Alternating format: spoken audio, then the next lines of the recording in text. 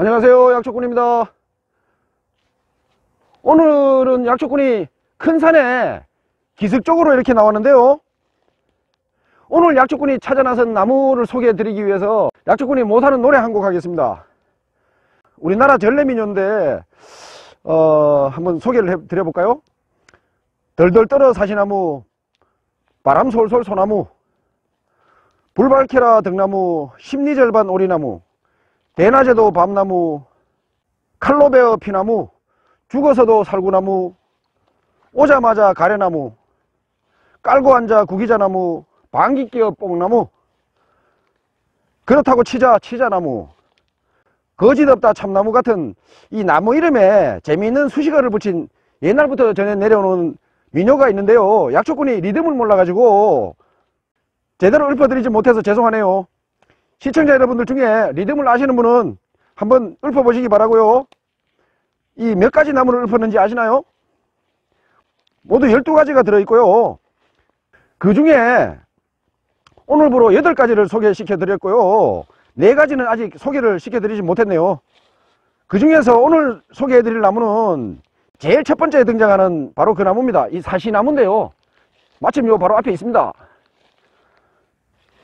자, 이 나무인데요, 숲이가 약간 검은 빛을 띤 숲이고, 이 갈라짐이 불규칙적이고요, 마치 그 버드나무나 참나무처럼 이렇게 갈라지는 특징이 있습니다.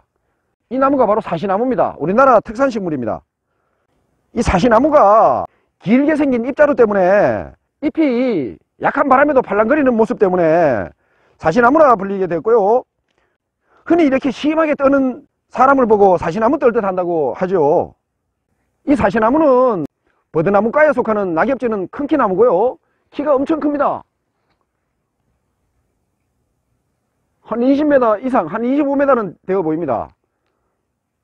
중부 이북 지역의 깊은 산 중턱 아래쪽에 주로 이렇게 골짜기 기슭 쪽으로 이렇게 주로 자생하고요, 암수가 땅그르고요, 4월달쯤에 꼬리 모양을 한 꽃차례로 버드나무 꽃하고 비슷한 꽃 같지 않은 꽃이 피고요, 5월쯤에 열매가 익습니다.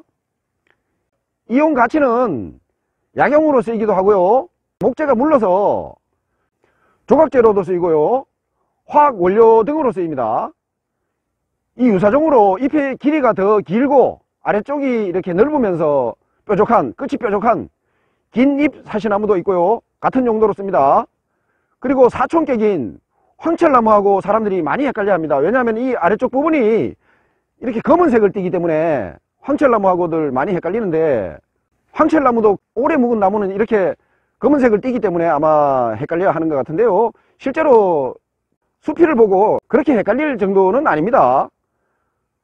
나무가 많이 닮은 것이 아니라 옛날부터 중국에서 황철나무나 사시나무를 구분 없이 양이라고 불렀고, 사시나무는 껍질에 흰색이 돈다 해서 백양이라고 불러가지고 아마 헷갈리는 것으로 추정이 되고요, 황철나무는 수피가 약간 연한 누른빛을 띠기 때문에 구별이 그렇게 어렵지는 않습니다.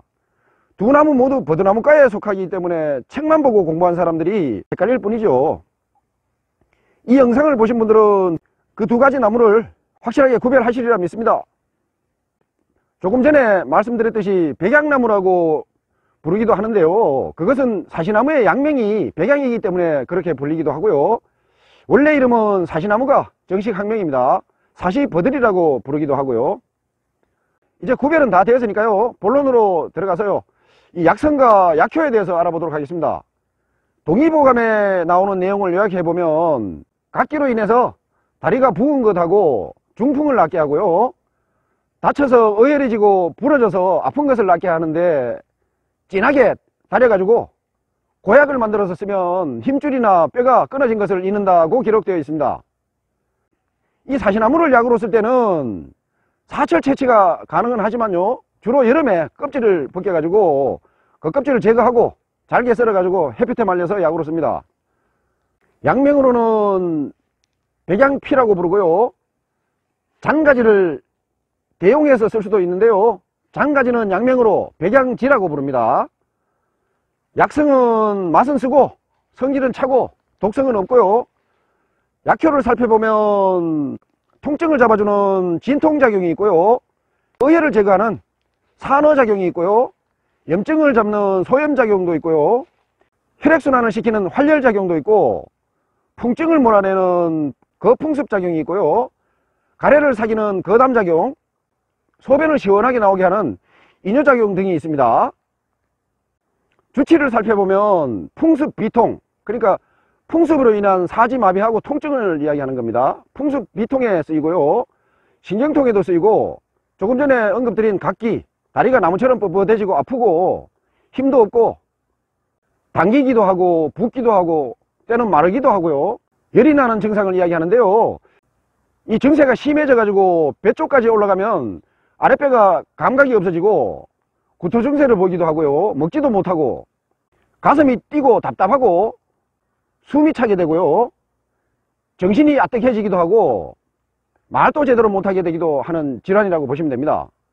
각기에도 쓰이고요, 구내염이나 치통, 설사, 여성분들의 냉대야에도 쓰이고요, 종기나 피부염, 타박상 같은 피부질환의 외용약으로도 쓰입니다. 복용 방법은 건조품을 기준으로 하루 30에서 40g을 1리터의 물로 반으로 이렇게 물이 줄을 때까지 달여가지고 아침, 점심, 저녁, 식사 후에 찻잔으로 한 잔씩 마시면 됩니다. 외용 시에는 진하게 달인 물로 씻거나 바르고요, 오랫동안 이제 푹 꼬아가지고 고약을 만들어서 피부 질환에 바르기도 합니다. 이 사시나무에는 상황버섯이 달리죠. 살아있는 나무에도 상황버섯에 종균이 붙으면, 종균이 붙게 되면 서서히 그 나무에 진액을 빨아먹게 되고요, 결국은 오랜 시간이 지나면 고사하게 만들어 버리죠. 우리가 알고 있는 상황버섯은 나무에게는 암이라고 생각하면 맞을 것 같고요, 오래된 고사목은 수피가 거의 검은색에 가깝게 되죠. 앞에서 언급드린 그 황철나무도 역시 마찬가지로 고사목의 색이 사시나무하고 거의 닮았고요, 죽게 되면, 고사목이 되면 역시 상황버섯이 달리기도 합니다. 그래서 많은 사람들이 사시나무 상황하고 황철나무 상황, 그리고 은사시나무의 상황까지도 혼돈을 하기도 하는데요, 황철나무 상황버섯이 좀 더 목질이 치밀하고 단단한 반면에 은사시나무나 사시나무의 상황은 목질이 상대적으로 조금 연약하다고 생각하시면 될 것 같습니다. 약으로 쓸 때는 굳이 구별할 필요는 없다고 보고요, 아직은 과학적으로 이 세 가지 나무의 버섯의 효능의 차이는 밝혀진 바가 없고요, 또 하나 말씀드릴 것은 상황버섯으로 유명한 이 약용버섯의 본래 이름은 상황버섯이 아니라 무슨 나무 목질진흙버섯이 정확한 명칭이라는 말씀을 드리고요, 꼭 기억해야 할 것은 상황버섯을 포함해서 영지버섯, 말국버섯, 덕다리버섯, 차가버섯, 그리고 뭐 장수버섯 같은 이 약용버섯류들은요, 성인이 하루에 섭취할 수 있는 최대 용량이 본인의 엄지손가락 한마디 크기라는 거 꼭 기억하시기 바라고요, 용량을 초과해서 이렇게 드실 경우에는 간에 큰 부담을 준다는 것이고요, 간이 나쁜 사람들은 용량을 더 줄여 가지고 먹거나 먹지 않는 것이 좋습니다. 간이 나쁜 사람이 과용을 하게 되면 간성 혼수를 일으켜 가지고 병원에 실려갈 수도 있습니다. 기왕 이렇게 나온 거 오늘 사시나무에 상황버섯을 한번 찾아보도록 할까요? 저기 보시면 가로로 누운 나무가 보이죠? 저게 만약에 사시나무라면 한 반반이죠? 50%. 상황버섯이 달려있을 확률이 한 50% 보고 있습니다. 한번 가볼까요? 가까이? 자,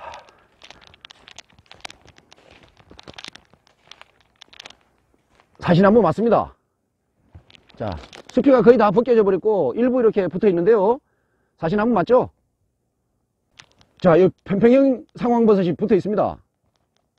보이시나요? 종균이 편평형 상황버섯입니다. 자, 반대쪽으로 한번 가볼까요? 자, 편평형 상황버섯입니다. 위로 한번 올라볼까요? 자, 약조건의 예측이 맞았습니다. 보이시나요? 상황버섯? 사시나무 상황버섯입니다. 요 위에도 있고요. 갓 쪽을 한번 볼까요? 아직 오래되지 않아서 갓은 아직 제대로 된 갓이 형성되지 않았네요. 어쨌든 상황버섯이 달리는 건 확인을 했네요. 자, 한 개를 따볼까요? 큰 거는 맨손으로 못 따고요. 작은 걸 한번 따보겠습니다.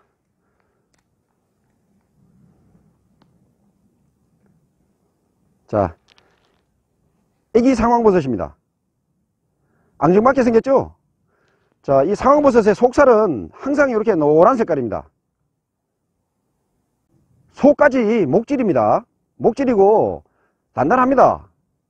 이거를 잘게 쪼개서 약으로 쓰는 겁니다. 이 상황버섯이 오래 묵은 게 좋다고들 잘못 알고 계시기도 하더라고요. 상황버섯은요, 오래 묵을 필요 없습니다. 이 나무에, 이 숙주나무의 크기에 따라서 버섯의 크기가 구분되어지는 겁니다. 이 숙주나무가 어린 나무면 버섯이 크게 달리지 않고요, 나무가 이렇게 아름드리면 버섯도 큰 게 달린다라고 보시면 되겠습니다. 그리고 갓이 나오지 않는 이런 평평형 상황도 약으로 쓸 수가 있고요. 굳이 나이를 먹어서 갓에 이끼가 안고 일부 썩기도 하고 하는 것보다 외려 건강한 놈을 약으로 쓰는 게 좋다고 보시면 되겠습니다.